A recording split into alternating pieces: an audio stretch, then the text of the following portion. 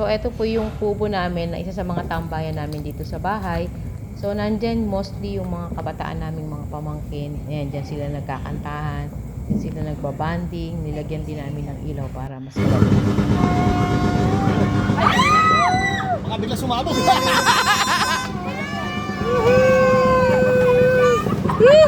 Yun lang kaya.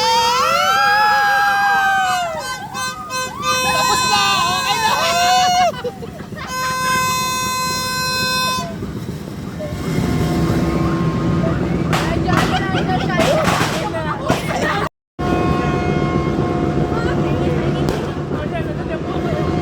Ayaw niyo. Hindi, okay ka. Talis dyan, Matt!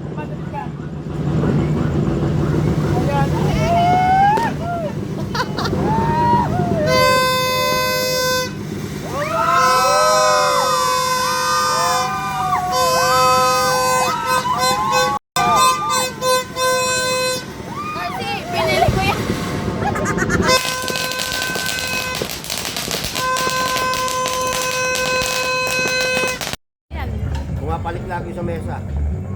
Tignan mo. Iisip na ko, alin na kukuhanin. Inaamoy niya. Inaamoy ng ilong niya. Oh. Ayun, Eh, naglalaway na. Ang gusto niya yung isda. Inihaw. Na bangus. Ay,